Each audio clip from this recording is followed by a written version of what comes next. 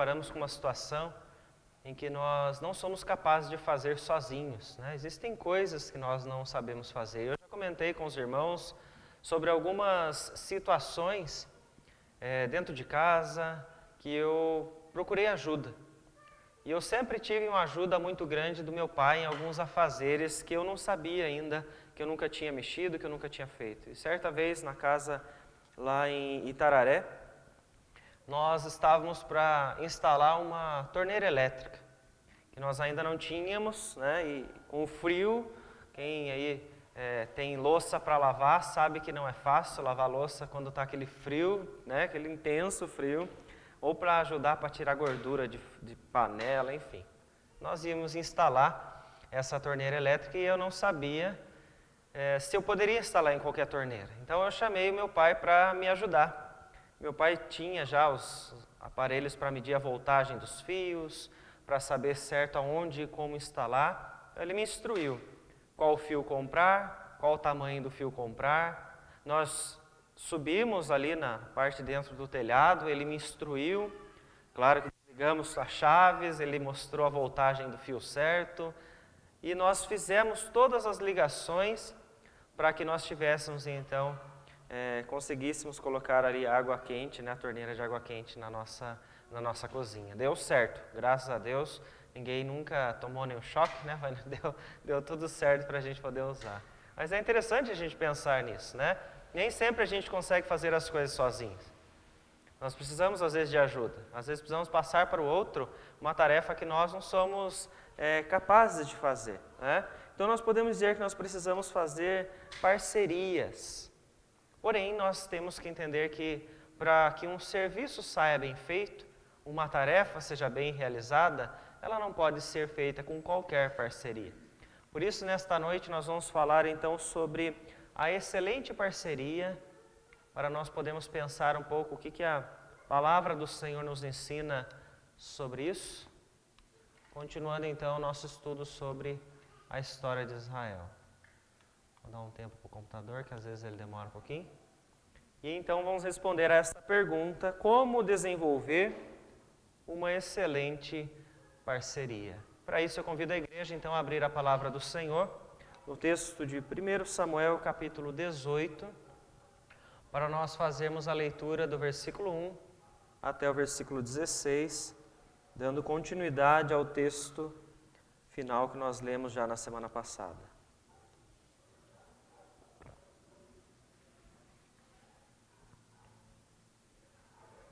1 Samuel, capítulo 18, vamos ler do versículo 1 até o versículo de número 16, que diz o seguinte, palavra do Senhor.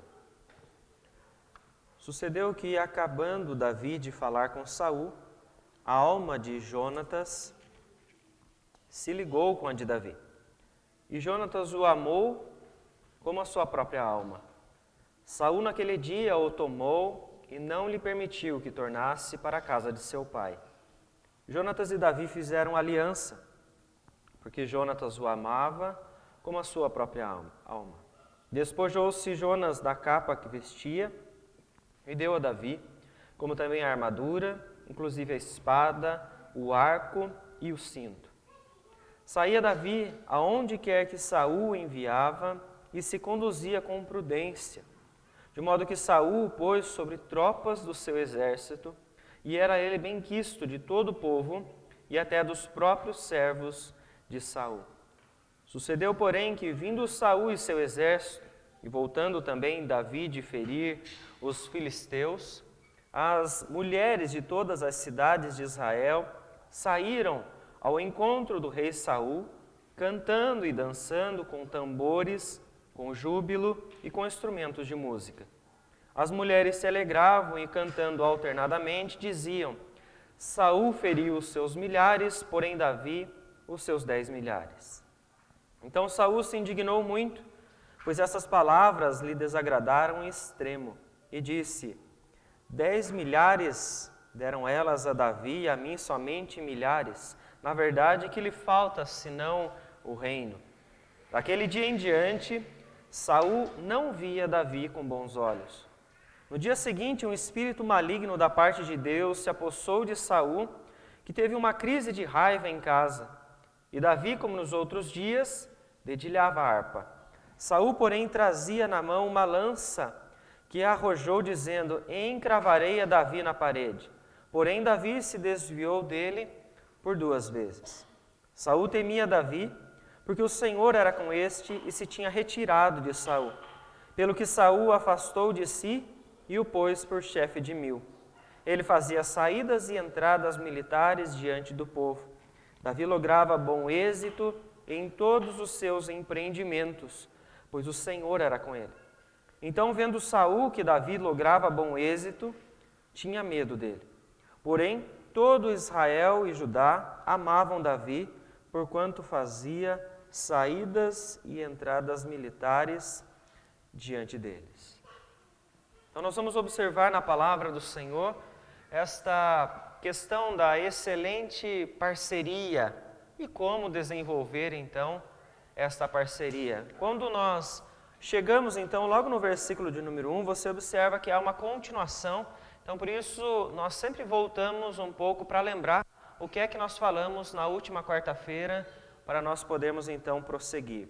Falamos sobre a afronta, né? Falamos do episódio tão conhecido pela maior parte das pessoas, sobre a guerra, né, dos filisteus com Israel e a afronta de Golias, não ao povo inicialmente, mas ao Deus de Israel. E com isso nós falamos sobre diferentes posições com relação ao confronto. Respondemos como nós vamos reagir quando formos confrontados. E então vimos no texto diferentes ações. Vimos a ação de Davi e vimos uma diferente vinda de Saul. Davi era um homem extremamente corajoso que, diante da sua rotina diária, ele ouve a afronta e logo se dispõe a servir ao exército de Israel, mesmo não tendo preparação nem para carregar toda aquela armadura.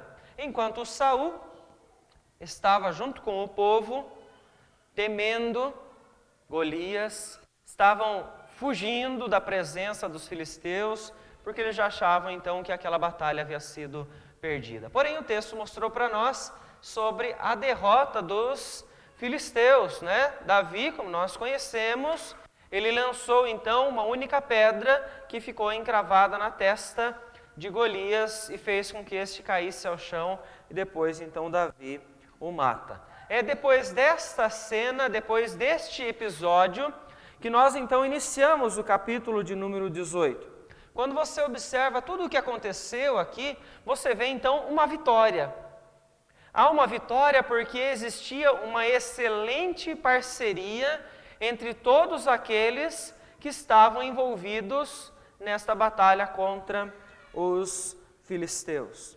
Então você observa que diante desta excelente parceria, eu chego no versículo de 1 a 7, eu posso dizer que isso aconteceu porque havia um desempenho, ou um bom desempenho entre todas as partes que estavam envolvidas naquela batalha. Então veja comigo no texto, do versículo 1 ao versículo 7, ele inicia mostrando para nós a amizade que existia entre Jonatas e Davi, a amizade que está iniciando.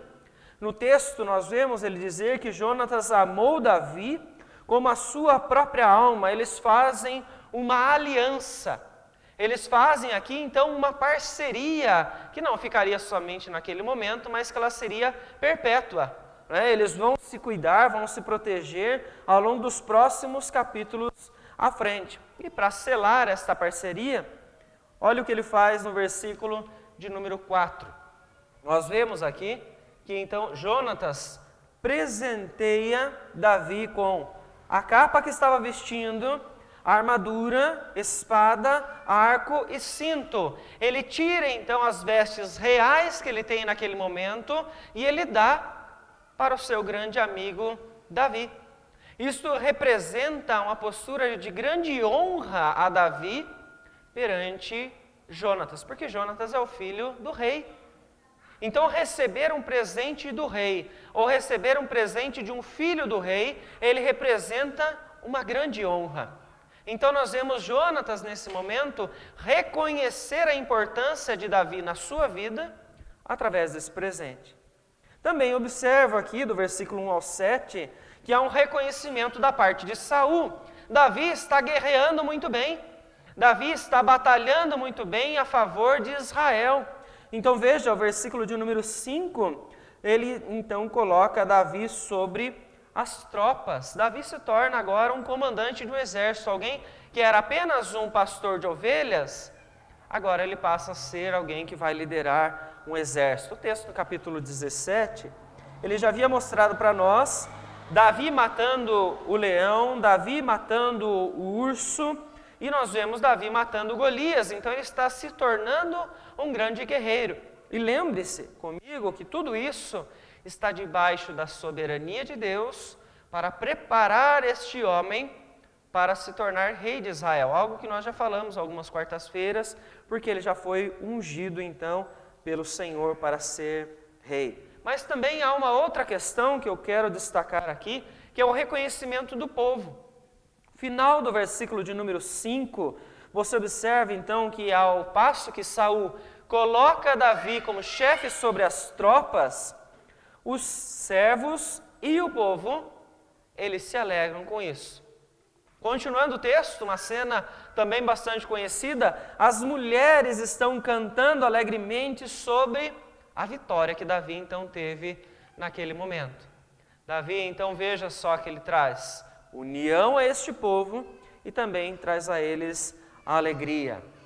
É o bom desempenho que esses grupos de pessoas eles estão desenvolvendo, porque eles têm uma excelente parceria para o propósito ao qual eles foram então chamados naquele instante. Eles tinham uma batalha para travar contra os filisteus e a parceria deles aqui ela está tão boa que eles então conseguem vencer. Isso traz união, isso traz alegria para essas pessoas neste momento.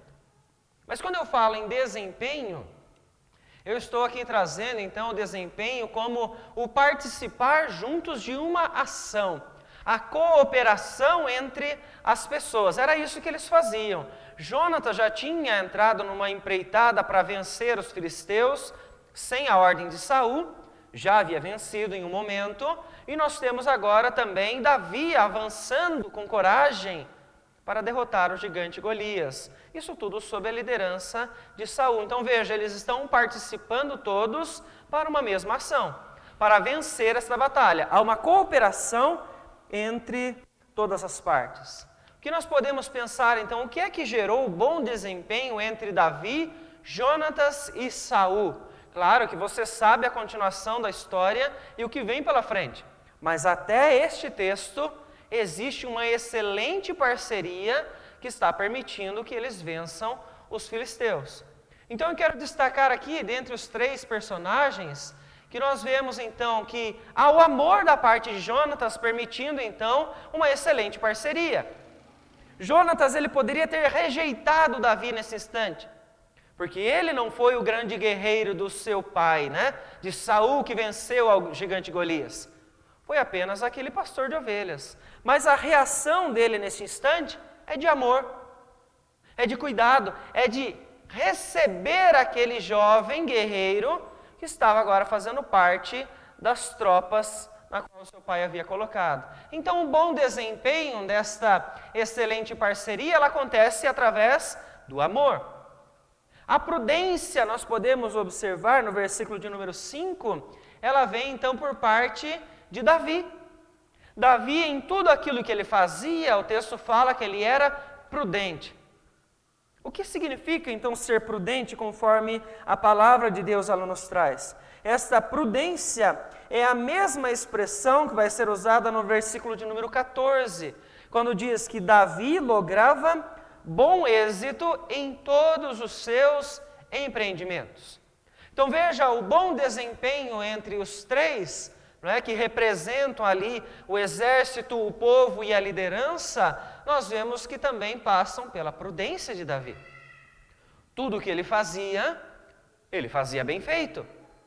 Tudo o que ele fazia, ele alcançava bom êxito. E nós temos também o reconhecimento. A palavra nos mostra Saul, então, neste versículo de número 5, reconhecendo aquilo que um jovem que não era parte do seu exército tinha acabado de fazer.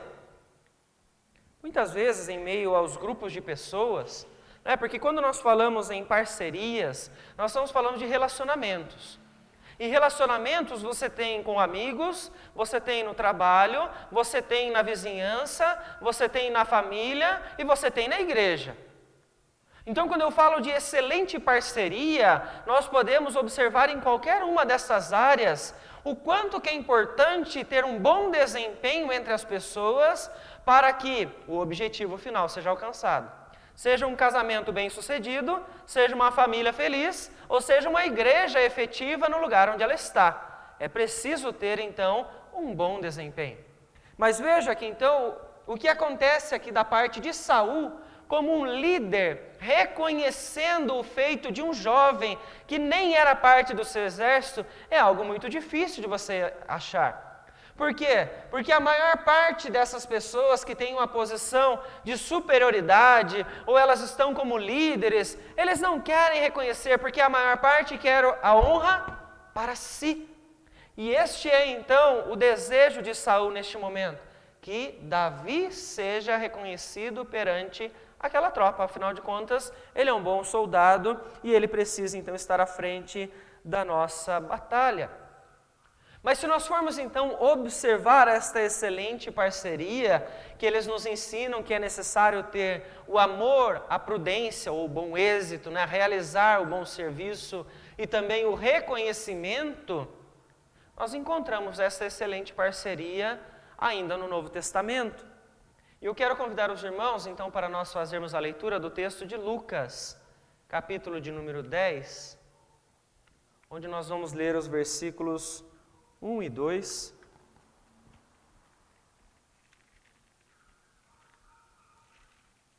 Alguém pode ler para nós, por favor?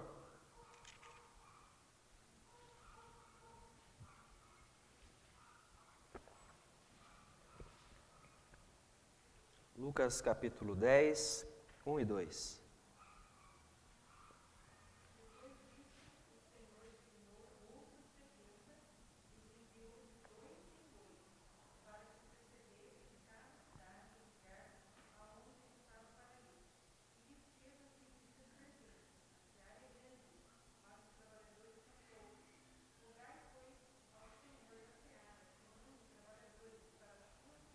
Então veja que interessante, o Senhor já havia exortado os seus discípulos para mostrar a eles a importância da prioridade do reino, do serviço e o compromisso que eles tinham. O Senhor então, ele envia de 2 em 2 até os lugares, as cidades onde ele estava prestes a ir. O que Jesus ia fazer nesses lugares? Pregar o Evangelho, falar àquelas pessoas sobre a verdade, sobre o reino. Então veja que ele tem um objetivo quando ele envia esses discípulos de 2 em 2. Final do versículo 10, do versículo 1 do capítulo 10, ele diz para nós, para que eles o precedessem. Ele queria que os discípulos chegassem antes dele e eles então o precedessem. Quem foi o outro personagem que nós lembramos que fez a mesma coisa? A mesma função de preceder o Messias foi feita então por João Batista. O que ele fazia quando ele chegava nas cidades onde ele estava? Nós olhamos em Mateus capítulo 3, versículos 2 e 3, onde na sua fala, então ele diz, versículo 2, arrependei-vos, porque está próximo o reino dos céus. Porque este é o referido por intermédio do profeta Isaías. Voz do que clama no deserto, preparai o caminho do Senhor, endireitai as suas veredas. Então observe a mensagem de João Batista, que ele levaria as pessoas ao preceder o Messias, era uma mensagem de arrependimento. Quando os discípulos são levados até as cidades, eles deveriam preparar aquelas cidades para receber a Jesus e levar então a mesma mensagem para que quando Cristo Jesus chegasse, eles já pudessem então saber quem estava vindo para próximo deles. É aquele que vem trazer o reino dos céus diante de nós. Então veja uma excelente parceria que os discípulos tinham, de 2 em 2. Para cumprir esta excelente parceria, tinha que existir desempenho. Eles tinham que caminhar juntos, tinha que existir amor, tinha que existir reconhecimento e também deveria existir, como nós olhamos o texto mostrar para nós, a prudência, ou seja, realizar a tarefa com bom êxito. Isso os discípulos então fizeram ao longo de todo o Novo Testamento, sendo direcionados pelos apóstolos. E este é um exemplo para nós, né? Estamos linkando a atitude de Davi, Saul e Jonatas com atitudes da igreja que chegam até nós. Porque as parcerias, como eu disse, que vemos relacionamentos, elas acontecem em diversos âmbitos, inclusive dentro das igrejas, né? Se nós formos pensar então nesta excelente parceria, imagine comigo se a igreja tivesse apenas parceiros com bom desempenho. O que aconteceria se a igreja tivesse parceiros apenas com bom desempenho, ou seja, que fossem excelentes parceiros? Como seria a prática do evangelismo? Como é que você enxerga isso? Se a igreja tivesse então apenas excelentes parceiros, que então têm um bom desempenho, como seria a igreja na sua prática do evangelismo?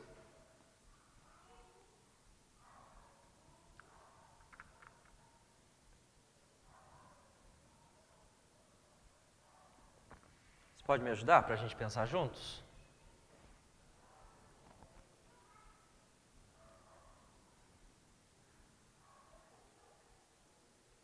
Um de cada vez, senão a gente não consegue. Vamos lá. Prática do evangelismo, como seria? Se todos fossem bons parceiros. Maior eficiência. O que mais?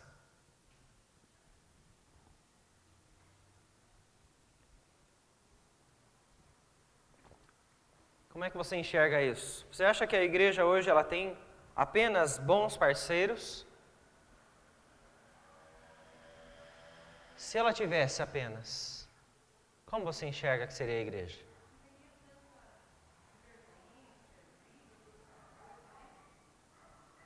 Não. Sim.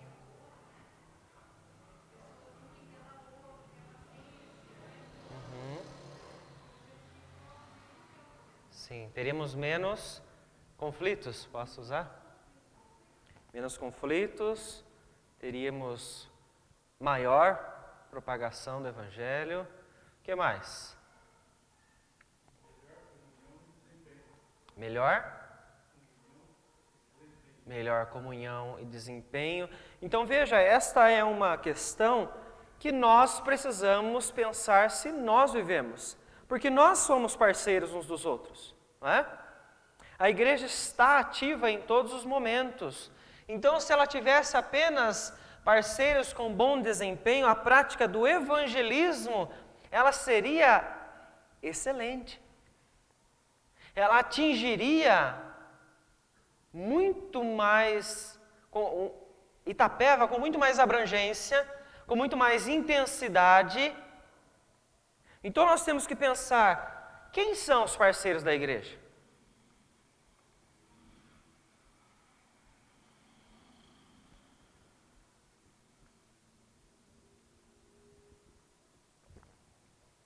Vou colocar o primeiro. Os parceiros da igreja somos nós.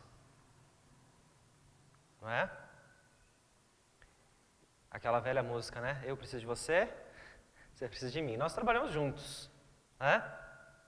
Quem mais? Para que a obra do Senhor aconteça, quem mais é considerado parceiro da igreja? O dono da igreja, né? Nossa dependência dele constantemente, né? Quem mais? Vamos criar um exemplo? Me ajudem aí. Onde nós vamos evangelizar? Onde? Perdão? O mundo. Mas uma mais local.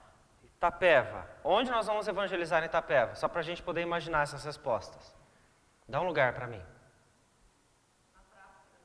Na praça aqui da frente, ok? Imagina comigo, então, essa situação. Nós vamos evangelizar a praça aqui na frente. Quem são os parceiros da igreja para nós evangelizarmos a praça? De quem você precisa para que esse evangelismo aconteça? Das pessoas, da onde? Da comunidade. Então, olha só, nós estamos saindo deste campo aqui. Não precisamos só de nós e só do dono da obra, né, do Senhor da Seara. Precisamos das pessoas da comunidade. Quem mais? Tem mais alguém que você enxerga que a gente precisa desenvolver parcerias? Seu vizinho, seus familiares. Veja como é importante você entender que a comunidade é parceira da igreja. Porque se eu não olho a comunidade dessa forma, a comunidade se torna minha inimiga. E eu olho para as pessoas com um julgamento de que eu sou salvo e eles estão indo para o inferno. Quando eu olho a comunidade como parceiros da igreja, porque se o evangelismo vai dar certo, é porque eles então ouviram, porque eles deram espaço. Claro que tudo isso tem Deus acima, Deus está guiando a igreja. Mas existe relacionamento. Se eu não tiver um bom desempenho nas parcerias que eu vou fazer com a comunidade na praça, o evangelismo da igreja não acontece. Podemos ser o grupo de pessoas mais bem preparados teologicamente para evangelizar. Se você não tiver um bom desempenho nos seus relacionamentos com as pessoas da praça, você não evangeliza a praça. Ou com a família, ou com os amigos. Então veja como parece simples eu falar que nós nos relacionamos com as pessoas a todo tempo, mas como é difícil enxergar que essas pessoas são parceiros da igreja, que eu preciso estar com eles e eu preciso me relacionar bem com eles para que eu possa chegar neles. Vou colocar aqui para vocês uma situação um pouquinho mais complicada. Talvez a praça você passe por ela todos os dias e você encontra pessoas que são conhecidas, né? Vamos pegar aqui, alguém aqui conhece alguém que mora no Mariana? Conhece alguém? Levante a mão se você conhece alguém que mora lá dentro, no bairro ali. Não? Vamos lá então. Nosso ponto agora é, vamos evangelizar Mariana. Quem são os parceiros da igreja para que eu possa evangelizar o bairro? Quem são? Você sabe o que tem lá. Você sabe quem vive lá. Você sabe mais ou menos como é a comunidade lá. Quem são os parceiros da igreja para você chegar lá?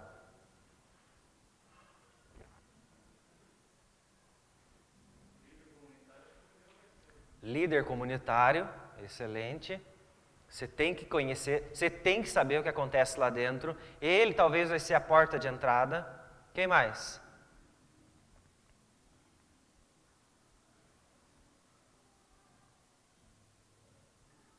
Quem poderia te impedir de entrar lá dentro?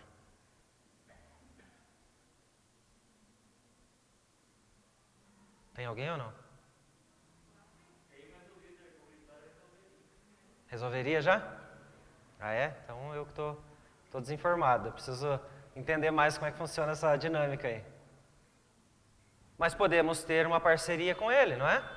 Quando eu digo parceria, eu digo bons relacionamentos. Porque se você for olhar para aquele local e você falar assim, não são meus parceiros.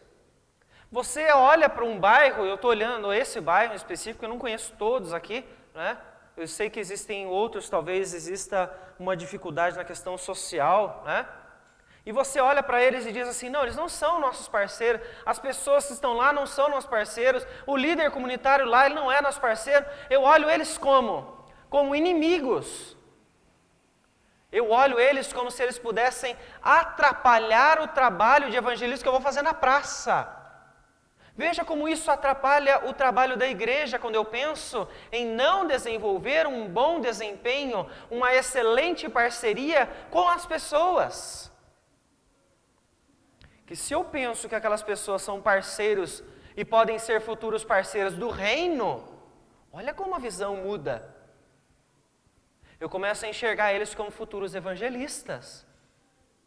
Eu começo a enxergar que existe lá dentro futuros missionários, futuros pastores, que é o que a gente enxerga em todos os lugares. A gente precisa entender que a parceria da igreja, ela está com todos aqueles que estão envolvidos no lugar onde a igreja está. Quer ver um outro grupo de parceiros que nós temos aqui na praça? Comerciantes. Temos comerciantes em volta da praça ou não temos? Temos que ter parceria com eles. Eles têm que conhecer essa igreja. Eles têm que conhecer que nós existimos, estamos aqui com um propósito. Talvez vocês não saibam o nome de nenhum dos comerciantes que estão aqui perto.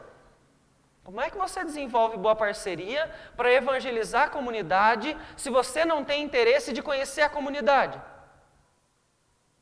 E aí você pode aplicar isso para qualquer bairro. Você pode jogar isso lá para Mariana, você pode jogar isso para o Santa Maria ou para qualquer outro lugar.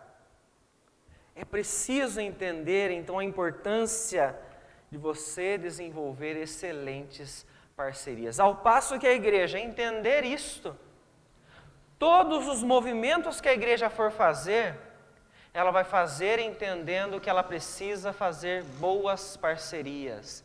Isso muda a prática da igreja em qualquer coisa, em qualquer serviço, seja aqui dentro ou seja lá fora, em qualquer momento. Alguém quer comentar mais alguma questão com relação a isso?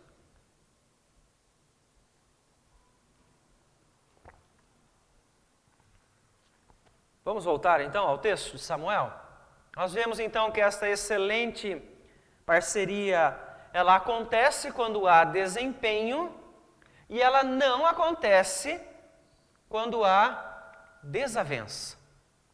O texto mostra para nós, então, a partir do versículo de número 8, por causa da música, né, que as mulheres estavam cantando quando o rei chegou, né, elas cantam, Saul feriu a milhares, porém Davi os seus 10 milhares, o versículo de número 8 mostra para nós que Davi ganhou uma popularidade tão grande, que isso fez então com que o rei ficasse indignado.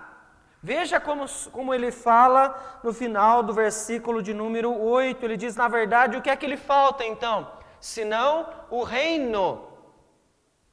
Olha, ele está olhando para Davi, está se questionando, o que é que está faltando para ele? Bom, de certo só está faltando o reino para que ele então tome conta dessas pessoas, porque elas já estão engrandecendo o nome dele. Versículo de número 9, então diz para nós que a partir daquele dia em diante, Saul não via Davi com bons olhos. Há uma desavença nascendo aqui por causa de uma atitude que não foi de Davi, mas que foi das mulheres, e isso incomodou Saul. Mas me ajuda a tentar entender com maior profundidade o que é que incomoda Saul de verdade.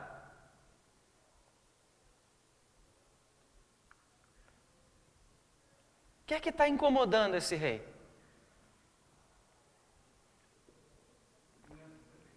Um de cada vez, perdão? Ciúmes. Sucesso de Davi. Ele está dizendo ali, essas mulheres estão exaltando a ele. Então veja, diminuíram a glória do rei. Jogaram em quem? Num pobre pastor de ovelhas que nem preparado era para o exército, de repente está ganhando batalhas. Honraram Davi pelo serviço dele, e agora Saul está com medo. Ele está com medo do sucesso de Davi. Ele está com ciúmes do que está acontecendo com Davi nesse momento, e a continuação do texto mostra para nós que então o espírito da parte de Deus, um espírito maligno, se apossou de Saul, E Saul tinha próximo dele uma lança, e ele, numa crise de raiva, do versículo 10 ele diz: encravarei Davi na parede. Ele quer matar Davi. Olha como essa desavença cresceu dentro dele, ao ponto dele desejar tirar a vida de Davi. E ele tenta isso. Tenta por 2 vezes, e o texto mostra para nós que Davi então se desvia as 2 vezes do lançar, daquela lança que iria tentar encravar Davi na parede, morto. Mas olha que interessante, por que isso acontece? Versículo então de número 14, o texto conta para nós, Davi lograva bom êxito em todos os seus empreendimentos, pois o Senhor era com ele. Versículo de número 12, Saul temia Davi porque o Senhor era com este e se tinha retirado de Saul. Então veja, Saul ele não tem só medo, mas ele tem também inveja de Davi. Isso cresce de uma tal forma dentro dele que a inveja de uma desavença que ele criou no seu coração levou ele a desejar a morte do seu soldado, que Davi agora é um soldado dele, a quem ele está colocando à frente do próprio exército. Alguém lê para nós o texto de Provérbios 14:30, por favor?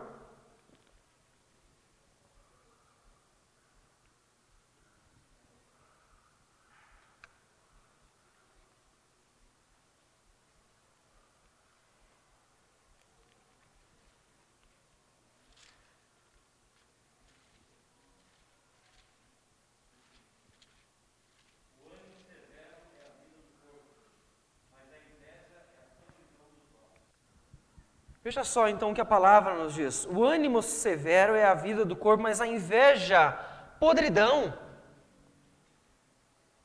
Aquele homem não foi capaz de observar o sucesso do seu soldado, apesar de que, no versículo de número 5, ele reconheceu a força de Davi, o colocou à frente das tropas, mas agora ele está invejando porque ele está prestes a tomar o seu trono.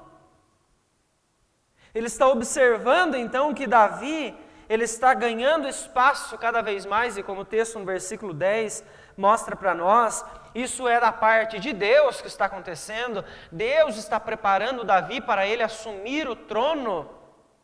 Observe então que Saul permite que esta desavença cresça, se torne inveja, ou seja, apodreça ele por dentro. Que torne ele uma pessoa rancorosa, porque daqui para frente o relacionamento de Saul com Davi não vai mais ser o mesmo. Você não vai mais encontrar boas ações da parte de Saul sem que ele tenha uma intenção por trás de maltratar Davi. Porque, como o texto falou para nós no versículo 9, daquele dia em diante, Saul não via Davi com bons olhos, ou seja, a desavença nasceu, isso cresceu e ele não está interessado em tratar, ele vai manter isso. A excelente parceria não acontece onde existe desavença. Pode observar, enquanto eles estavam como parceiros, eles venceram os filisteus. Mas agora as desavenças estão afastando eles, porque agora o desejo de Saul é de tirar a vida de Davi. Então me ajude a pensar aqui com relação a este perigo das desavenças. O que causa as desavenças nas parcerias? O que é que pode atrapalhar os relacionamentos de casais, relacionamentos dentro da igreja, relacionamentos da igreja com a comunidade, relacionamentos dentro do seu ambiente de trabalho? O que causa as desavenças? Inveja. O que mais? Ganância. O que mais que causa desavença nos relacionamentos? Quando existe problema dentro de casamento, o que é que causa desavença entre marido e mulher? Ciúmes. O que é que causa desavença entre igreja e comunidade?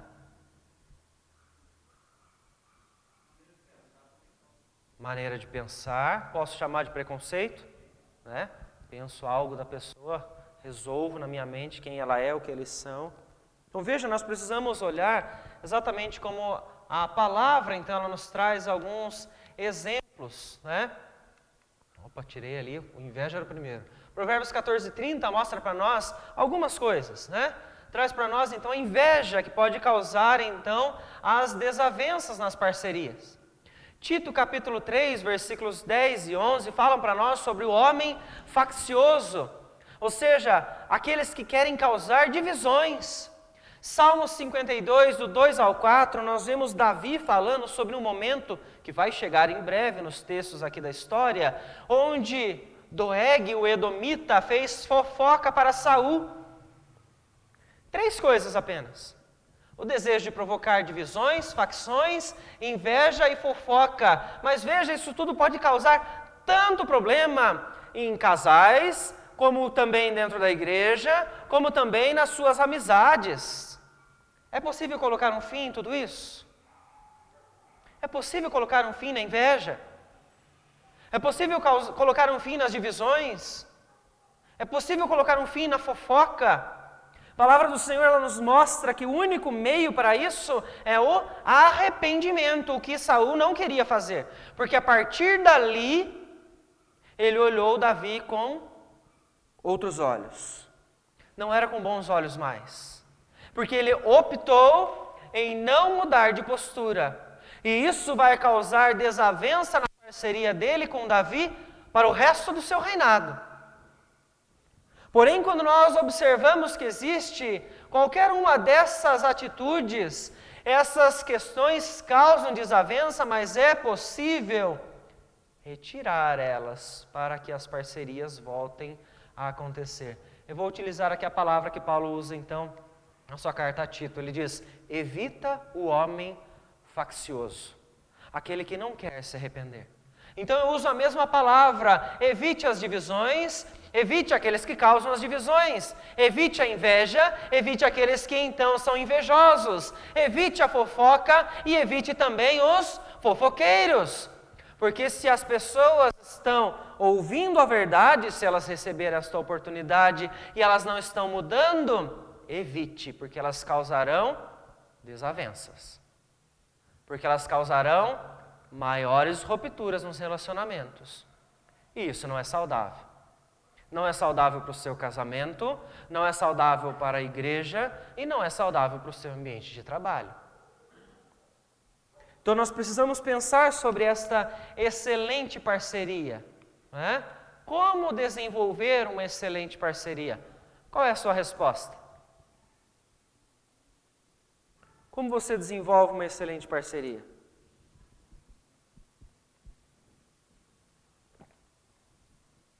Diga apenas um item. Diálogo, excelente. O que mais? Cada um diz um item aí para me ajudar, vai lá. Jatir já falou um. Vai lá, seu Pedro, me ajuda. Um item só. Como que eu posso desenvolver um bom relacionamento? Parceria é isso. Perdão, não ouvi? Com a comunidade. Mas como? Empatia. Oi? Empatia. Vai lá, Júnior. Como desenvolver com a comunidade? Como desenvolver um bom relacionamento com a comunidade?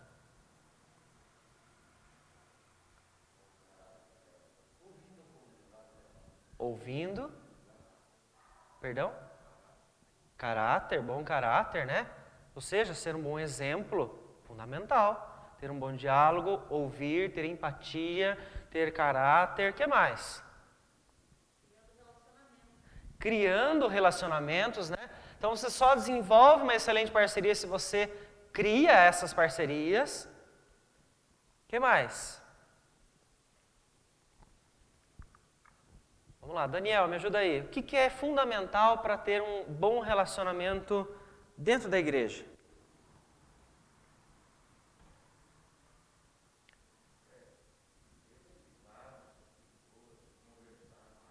Isso, excelente. Amizades, conversas. Tem que ter. Se nós não fizermos fizermos isso, nós não vamos desenvolver uma excelente parceria. Eu digo para vocês, vocês querem ver a igreja Filadélfia expandindo o reino de Deus neste local? O que é preciso fazer então? Desenvolver excelentes parcerias. E por isso, então, nós podemos pensar que não existe serviço bem executado quando a parceria não tem um bom desempenho. Podemos dizer que Deus não é glorificado quando permitimos que as desavenças prevaleçam. E temos que lembrar que Jesus Cristo é o modelo perfeito, porque em todos os seus relacionamentos Ele amava, realizava com bom êxito e Ele reconhecia quando necessário a importância das pessoas. Ele era justo, Ele era compassivo, é perfeito. É o perfeito modelo que nós temos para os nossos relacionamentos. Por isso, irmãos, crie parcerias que sejam alicerçadas no amor. É o que Jonatas fez. Ele amou Davi. Ele não se preocupou se Davi era mais um guerreiro e ia disputar com ele qual era o melhor guerreiro. Ele não queria saber isso. Ele viu ali uma nova parceria e ele simplesmente amou. Amar as pessoas. Amar as pessoas independente do que elas fazem, independente de onde elas estão, independente da condição que elas estão hoje. Para você desenvolver uma excelente parceria, você precisa amar elas.